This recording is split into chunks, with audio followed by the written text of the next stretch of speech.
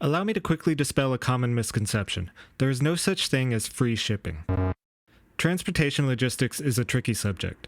There's a lot to consider, from fuel costs of moving the goods, to the upkeep of the equipment involved in loading, unloading, and sorting them at distribution centers, to expenses related to hiring big burly men and women who clearly don't skip out on leg day to actually handle the things.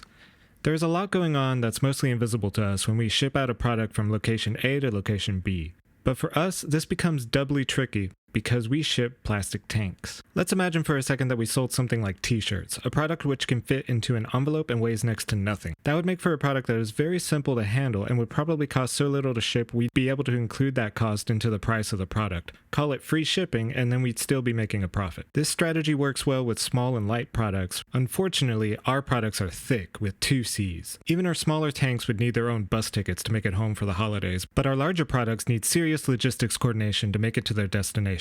We'll start with small parcel ground shipping. It's called this because it does not take place in the air nor the sea, but on the ground. Stop me if I'm going too fast. These boxes are simple to move because they can be stacked on top of each other and are regularly shaped, making it easy for them to be sorted autonomously and are small enough to fit nicely on the back of a truck.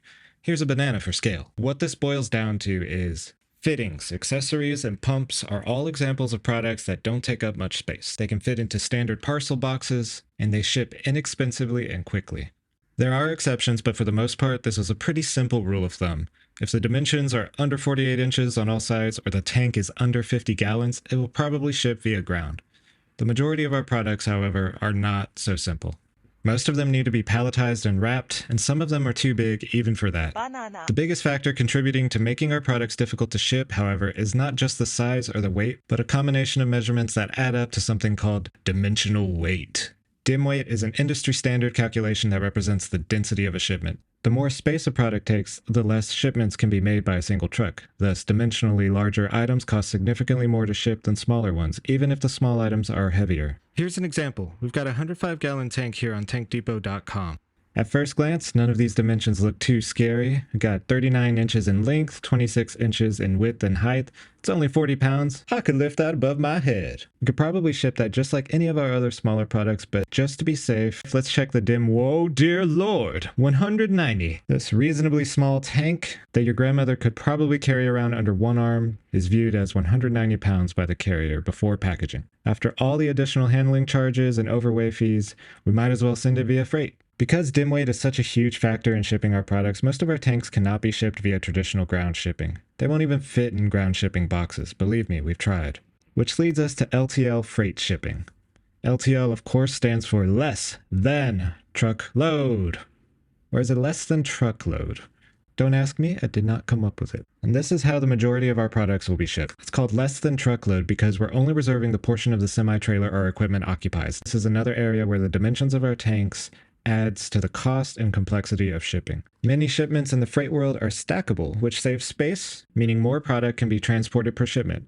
Our product is not stackable, so the height of our shipments may as well be the maximum. Since LTL shipments don't normally fit in boxes, the ideal way to protect them is to put them on pallets and wrap them in plastic wrap. These 2 steps help mitigate damage that can occur while the product is being transported, sorted at freight terminals, and unloaded. If the tank is too large to fit on a pallet, we can still ship it, but this does create the extra necessity for it to be wrapped well. These shipments will usually require special equipment like forklifts to move them around, and if they can't be unloaded via a loading dock, they may need special considerations like a lift gate. Another thing to consider with LTL shipments is the size of the trucks that conduct these shipments. They're big old boys, oftentimes too large to maneuver into residential areas. Special accommodations may also need to be made to deliver to businesses with limited accessibility. These considerations will also have to be made for our next 2 shipment types: full truckload shipments and oversized loads. Full truckload shipments are pretty self-explanatory. These are made when a large load necessitates the use of an entire trailer, or the majority of a trailer. This is normally a more costly option and one with more predictable transit times because it doesn't have to go through different freight terminals for sorting. This is a dedicated truck just for our shipment, but this becomes the most efficient way to move large loads in instances where, as an example, we may need to send many large tanks to only one customer. Oversized and flatbed loads are reserved for our largest shipments. These shipments are for tanks that are too wide and too tall to fit into a semi-trailer.